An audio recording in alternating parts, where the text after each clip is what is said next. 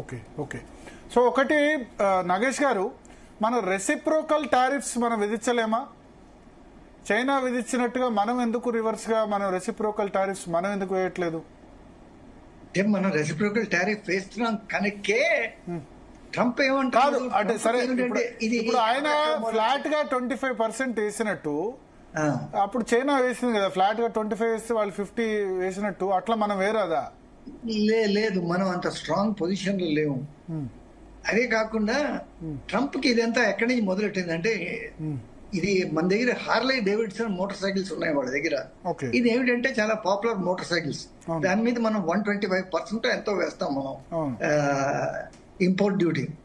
అయితే ఆయన బుర్రలో కూర్చుంది 125% వేస్తారా ట్యాక్స్ అనేది. దాని తర్వాత మనకి ఏమిటంటే కొన్ని టారిఫ్ బ్యారియర్స్ ఉన్నాయి. అక్కడి నుంచి మనం కార్లు తెప్పించాం. రెండోది ఏంటంటే అక్కడి నుంచి మనం డైరీ ప్రోడక్ట్స్ తీసుకోం.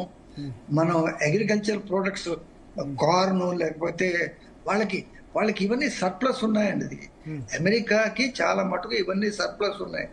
వాళ్ళకి ఏంటంటే మనకు అమ్మితే వాళ్ళకి ఉద్యోగాలు వస్తాయి అనేది. సో మనం రెసిప్రోకల్ టారిఫ్స్ వేసి మనకి లాభం లేదు. ఒక ఈ అగ్రికల్చర్ ఇప్పుడు చైనా అట్లా వేయడం వల్ల వాళ్ళిద్దరు కలిసి అల్టిమేట్ గా ఆ టారిఫ్ 150-200% దాకా తీసుకెళ్లి మళ్ళా ఇద్దరు దారికి వచ్చారు కదా. అంటే అట్లా కాదండి. ఇప్పుడు అమెరికాకి వేరే మార్కెట్స్ కూడా ఉన్నాయి. ఇండియాకి లేదని కాదు. అమెరికా ఒకటి గుర్తుంచుకోవాలండి. China and India are the 2 biggest markets, not only for imports but for manufacture also. ఇది నిన్న మొన్న ఒక కొన్ని రోజుల కింద యాపిల్ హెడ్ టిమ్ కుక్ వచ్చాడు ఇండియాకి. టిమ్ కుక్ వచ్చి ఒక మాట అన్నాడు, యుఎస్ లో వచ్చిన ఐఫోన్స్ చాలా మటుకు majority of the iPhones come from India. చైనానే ఐఫోన్ తయారైంది ఏంటంటే అవి యూరోప్ కి పోతాయనేది ఇది చేస్తున్నారు. బట్ ఇప్పుడు ఏమిటంటే ఈ ఒకవేళ రెసిప్రోకల్ టారిఫ్స్ వాళ్ళు వేసారు అనుకోండి, ఇప్పటికే ట్రంప్ ఏమంటున్నాడు, మీరు ఐఫోన్స్ ఇండియాలో తయారు చేయకండి అనేది అంటున్నాడు. మన రెసిప్రోకల్ టారిఫ్ వేస్తే మరి అమెరికాకి ఇప్పటికీ ట్రేడ్ ఇంబ్యాలెన్స్ చాలా ఎక్కువ ఉంది. మనం వాళ్ళ దగ్గర నుంచి చాలా తీసుకుంటున్నాం, మనం పంపించేది చాలా తక్కువ. సో నష్టం మనకే అవుతుంది. మనం పంపించేది ఎక్కువ, మనం వాళ్ళ దగ్గర నుంచి తీసుకునేది తక్కువ. అవునండి, అంతే కదా. లేదు మనం వాళ్ళ దగ్గర నుంచి తీసుకున్నది ఎక్కువ. తీసుకునేది ఎక్కువనా? ఏం తీసుకుంటాం మనం? మన ఎక్స్పోర్ట్స్ ఎక్కువ కదా, అమెరికన్ ఇంపోర్ట్స్. లేదు మన ఎక్స్పోర్ట్స్ తక్కువ అండి వాళ్ళ ఎక్స్పోర్ట్స్ కన్నా. లేదనుకుంటా నగేష్ గారు. అట్లా కదా. ఇంకోటి చెప్తాను నగేష్ గారు, మన ఎక్స్పోర్ట్స్ ఎక్కువ అనుకుంటా, ఎందుకంటే ఫార్మాస్యూటికల్, టెక్స్టైల్, డైమండ్స్ ఇవన్నీ. లేదండి, అది కాదండి. ఇప్పుడు పాయింట్ అది కానే కాదు. ఇప్పుడు అమెరికాది $18 ట్రిలియన్ ఎకానమీలో ఎంతో ఉంది. మన ఇంకా $5 ట్రిలియన్ ఉన్నాయి. వాళ్ళు ఇలాంటి షాక్స్ అబ్జార్బ్ చేసుకోగలరు. ఒకవేళ ఏంటంటే మన రెసిప్రోకల్ టారిఫ్ వేసి దానివల్ల వాళ్ళకి ఏదైతే ఎకానమీ ఇంపాక్ట్ అవుతుందో అది ఆ షాక్ అబ్జార్బ్ చేసుకోగలరు. మనది చిన్న ఎకానమీ కంపారిటివ్లీ. సో మనం ఈ చిన్నదే బట్ గ్రోయింగ్ కదా, చిన్నదే బట్ ఫాస్టెస్ట్ గ్రోయింగ్ కూడా కదా. ట్రంప్ అన్నట్టు డెడ్ ఎకానమీ అయితే కాదు కదా. డెడ్ ఎకానమీ అనేది ఆయన ఏదో లూజ్ గా మాట్లాడాడు. ఆయన రష్యా డెడ్ ఎకానమీ అవుతుందా, ఇండియా డెడ్ ఎకానమీ అవుతుందా? బట్ ఏమిటంటే మనకి ఏమిటంటే GDP growth rate major economies లో మనది ఫాస్టెస్ట్ గ్రోయింగ్ అనేది మనం చెప్పుకుంటున్నాం. కానీ మనది ఏమిటంటే మీ 6.2% 6.4% ఏదో ఉంది కనుక మనది ఏమిటంటే మన బేస్ తక్కువ. మన బేస్ మీద పెరిగింది 6.4. ఇదే అమెరికా ఉంది అనుకోండి, వాళ్ళది $18 ట్రిలియన్ మీద 1% పెరిగినా కూడా వాళ్ళకి చాలా తేడా ఉంటుంది. 1% 2% పెరిగినా చాలా ఉంటుంది. అంటే ఓకే, ఇప్పుడు అమెరికా ఇప్పుడు కాదు కదా, 50-60 సంవత్సరాల నుంచి క్రితమే అభివృద్ధి చెందిన దేశం కదా. అవునండి, మీరు వాళ్ళ బేస్ ఉండడానికి కారణం అది. బట్ ఒబామానే అంటాడు అమెరికా సూపర్ పవర్ అన్నది పోతుంది కదా, రాను బలము పోయి హజము పోయి అని ఒబామే అనే చెప్పిన పరిస్థితి. ప్లస్ ఇంకొకటి, అమెరికా పూర్తిగా వేరే దేశాల మీద డిపెండ్. వాళ్ళ మందులు వాళ్ళు తయారు చేసుకోలేరు, వాళ్ళ బట్టలు వాళ్ళు తయారు చేసుకోలేరు. మనమో బంగ్లాదేశ్, వియత్నాము టెక్స్టైల్ మనం చేయకపోతే వాళ్ళ బట్టలు వాళ్ళు తయారు చేసుకోలేరు. ఎందుకంటే అక్కడ ఏ మేకింగ్ కాస్ట్ అయినా మనం మేక్ ఇన్ ఇండియా అన్నట్టు మేక్ ఇన్ అమెరికా అని చెప్పినా సరే దాని కాస్ట్ ఆఫ్ ప్రొడక్షన్ ఎక్కువ కదా. అవునండి, కాస్ట్ ఆఫ్ లేబర్ ఎక్కువ. ఎస్, కాస్ట్ ఆఫ్ లేబర్ ఎక్కువ కాబట్టి కాస్ట్ ఆఫ్ ప్రొడక్షన్ కూడా ఎక్కువ అయిపోయింది. కాస్ట్ ఆఫ్ ప్రొడక్షన్ లో అది భాగం అయిపోతుంది. అయితే అమెరికా ఏంటంటే ఇప్పుడు అమెరికాకి కాస్ట్ ఆఫ్ లేబర్ ఎక్కువ కనుక ఇప్పుడు బంగ్లాదేశ్ కి, ఫిలిప్పీన్స్ కి, వియత్నాం కి, ఇండియాకి లాభం. ఎందుకైతే మన టెక్స్టైల్స్ అక్కడికి మనం ఎక్స్పోర్ట్ చేయగలుగుతున్నాం.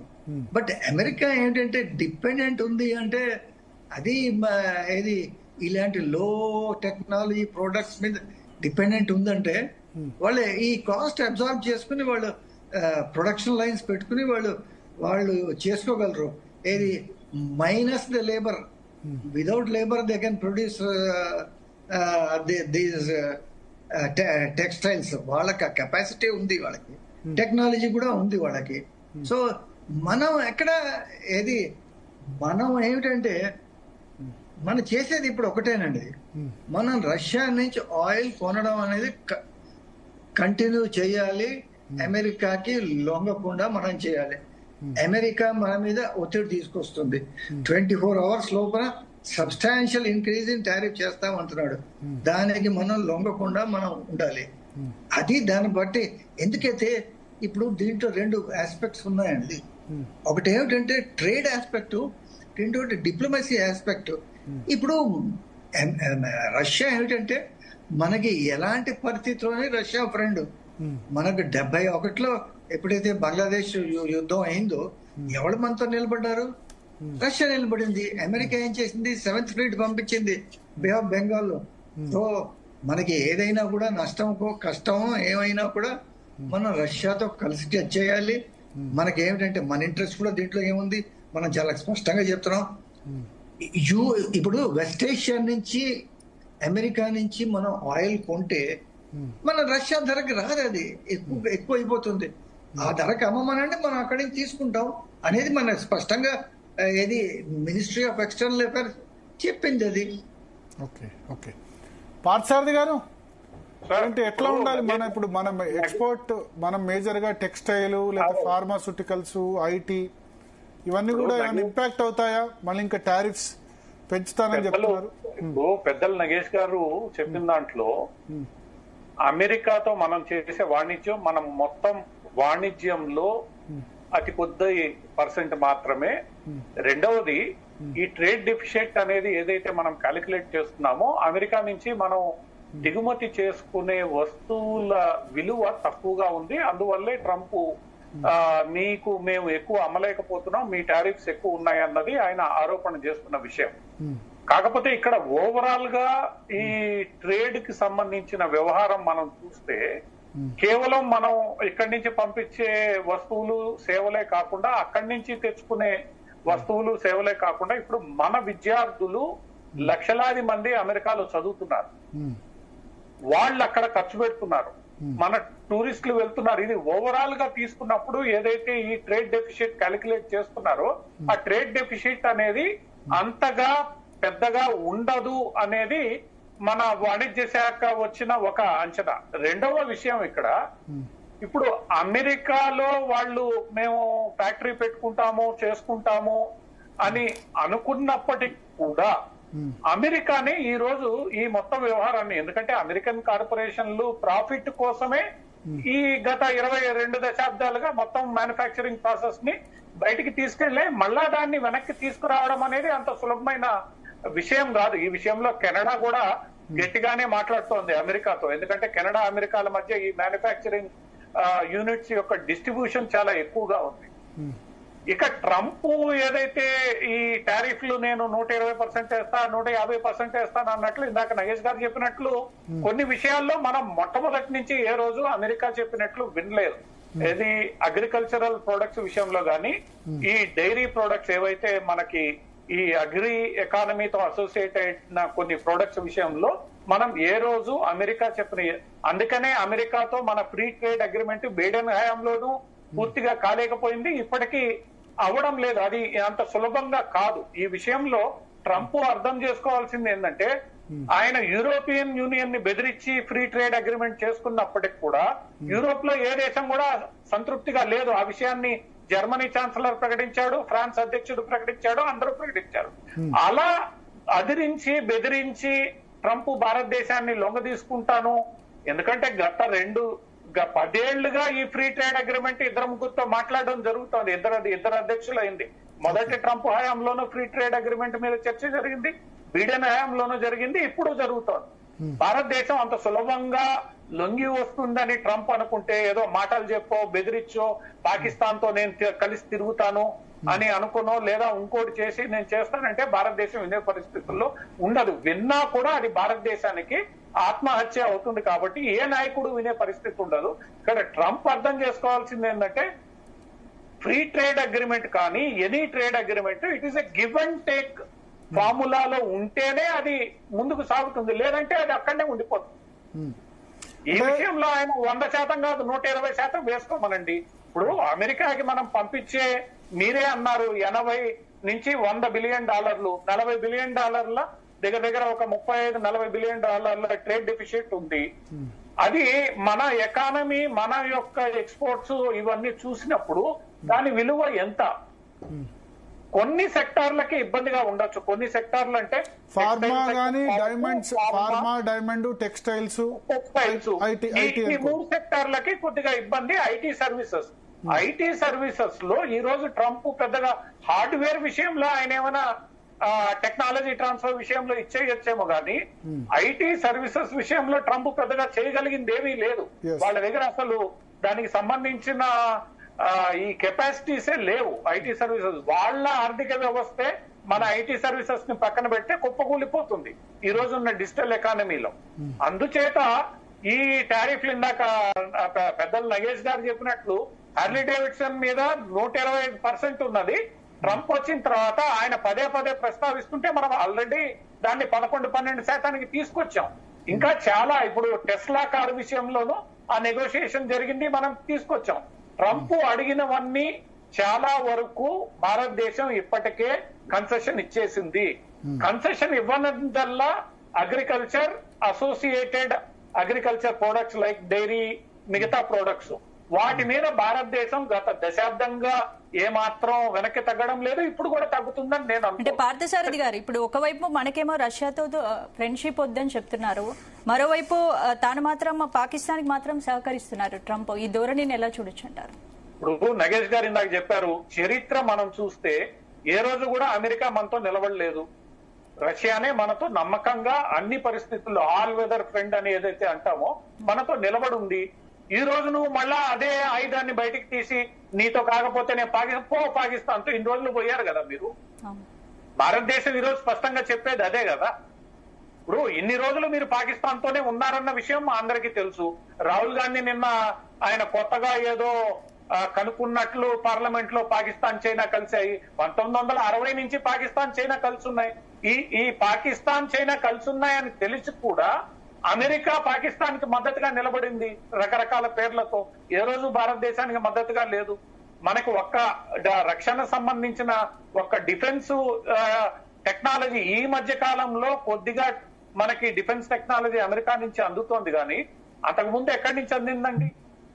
వాజ్పేయి గారి హయాం వరకు కూడా మనకి పెద్దగా అమెరికా నుంచి డిఫెన్స్ టెక్నాలజీ రాలేదు, అంతా పాకిస్తాన్ కే ఇవ్వడం. భారత్ రోజు రోజుకు అత్యంత శక్తివంతమైన ఆర్థిక వ్యవస్థగా మారడం మరి అమెరికా జీర్ణించుకోలేకపోతుంది అనుకోవచ్చు. ఇది భారత్ ఒక్కదానికే కాదు, యూరోపియన్ దేశాలు కూడా ఈ రోజు, అది యూరోపియన్ దేశాలు, భారత్ అంటే ఈ పాశ్చాత్య దేశాలు ఏవైతే ఉన్నాయో ఈ దేశాలకి మిగతా దేశాలు G7 కూటమి, జయశంకర్ గారు పదే అంటూ ఉంటారు, ఈ G7 కూటమికి మేమంటే ఇష్టం లేదు. ఎందుకంటే ఈ బ్రిక్స్ దేశాలు ఎదగడం ఈ దేశాలకు ఇష్టం లేదు. ఇవి ఎదిగే కొంది ప్రపంచ రాజకీయాల్ని శాసించడం అనేది ఈ దేశాలకు ఇష్టం లేదు. అందుకే పదే ఇవి చాలా కుట్రలు మన దేశానికి వ్యతిరేకం. బైడెన్ హయాంలో కూడా బంగ్లాదేశ్ లో ఏం జరిగింది? బంగ్లాదేశ్ ని అడ్డం పెట్టుకుని భారత్ ని ఇబ్బంది పెట్టే ప్రయత్నమే జరిగింది కదా. అంతకు ముందుతో ఏదో కొద్దిగా ట్రంప్ 4 ఏళ్ల కాలంలో కొంత ఇబ్బంది లేకుండా జరిగినా కూడా బైడెన్ హయాంలో ఇబ్బందులు జరిగాయి. బైడెన్ పాకిస్తాన్ ప్రేమికుడు అనే విషయం అందరికీ తెలిసిందే. ఈ రోజు ట్రంప్ అదే వాదాన్ని ఆయన కూడా తీసుకున్నాడు. కొత్తగా మనకి వచ్చే అవకాశం ఏమీ ఇది లేదు. భారతదేశం ఎదుగుదలని అడ్డుకోవడానికి ఎంతో మంది, అందుకనే మొన్న బీహార్ సభలో ప్రధానమంత్రి నరేంద్ర మోడీ మాట్లాడుతూ స్వదేశీ వస్తువుల్ని వినియోగించాలి, వోకల్ ఫర్ లోకల్, భారతీయుడు చెమటోడ్చి ఉత్పత్తి చేసిన వస్తువుల్ని మనం ఇక్కడ కొనడం ప్రారంభించాలి, అప్పుడే మన ఆర్థిక వ్యవస్థ సుస్థిరంగా ముందుకెళ్తుంది, ఈ ప్రపంచ దేశాల కుట్రల్ని మనం ఎదుర్కోగలం అన్నారు. ఇక్కడ చైనా గురించి కూడా మనం ప్రస్తావించాలి. చైనాకు కూడా ఇష్టం లేదు మనం ఎదగడం. నిన్నగాక మొన్న యాపిల్ కంపెనీ ఇంజనీర్లని వెనక్కి పిలిపించుకుంది చైనా ఎక్కడ దాచిపెట్టుకోలేదు కదా. ఇప్పుడు కావాల్సింది ఏంటంటే భారతదేశ ప్రజలు నాయకత్వం గట్టిగా నిలబడి ఈ కుట్రలు, ఆ కుట్రలకి ఈ రోజు ట్రంప్ గారు అది ఏ కారణం చేత ఆయన మద్దతుగా నిలబడుతున్నా కూడా ఆయన కూడా భాగస్వామ్యం అవుతున్నాడు. కాబట్టి వీటిల్ని ఎదుర్కోవాల్సిన అవసరం ఖచ్చితంగా ఉంది. భారతదేశం నాయకత్వం అలా చేయలేకపోతే ఇది భారతదేశానికి ఇప్పటికే, ఎందుకంటే ఒక్కసారి మనం అంటే ఏం చేయాలి ఇప్పుడు నాయకత్వం, మన నాయకత్వం ఏం చేయాల్సిన అవసరం ఉంది? మన నాయకత్వం గట్టిగా అంటే రెసిప్రోకల్ టారిఫ్స్ మనం కూడా మళ్ళీ వేయొచ్చా? రెసిప్రోకల్ టారిఫ్స్ అనేది అదేదో టిట్ ఫర్ టాట్ లాగా నువ్వు తిట్టావు కాబట్టి నేను తిట్టాను అనడం కాదండి. మనం టారిఫ్ విధించేటప్పుడు అది మనకెంత వరకు ఉపయోగపడుతుంది, ఏదో ట్రంప్ మీద వ్యతిరేకతతోనో ఆయన ఏదో చేస్తున్నాడని కాదు. భారతదేశ చైనా ఆ విధంగా చేయడం వల్లే కదా, చైనా ఏమైందా చివరికి చైనా కూడా ట్రంప్ తో చర్చలకు పోవాల్సిన పరిస్థితే కదా. అంటే సరే న్యూస్ హెడ్ లైన్స్ సృష్టించబడ్డాయి తప్ప దానివల్ల ప్రయోజనం ఏం జరిగింది? బట్ ట్రంప్ అయితే తలగాల్సి వచ్చింది కదా. 30 అయితే వాళ్ళు 45 వేస్తే 50 అన్నాడు, 50 100 200% దాకా పోయింది. అది ఇద్దరూ తగ్గాల్సి వచ్చింది. ఇప్పుడు ఇక్కడ ట్రంప్ కాబట్టి ట్రంప్ కూడా తగ్గాడు కదా అంటురా. అదే ఇద్దరు ఇప్పుడు 2 పద్ధతులు ఉంటాయండి. నువ్వు ఆవేశంగా ఎగురుతూ ఉంటే నేను ప్రశాంతంగా చూస్తూ నీ ఆవేశం చల్లారే టైంకి దీన్ని పరిష్కరించుకోవడం ఒక ఎత్తు. నువ్వు తంతానంటే నేను తంతానని మాట్లాడి పరిష్కరించుకోవడం రెండో ఎత్తు. ఇప్పుడు ఈ విధానాన్ని ఏ విధానం తీసుకోవాలి?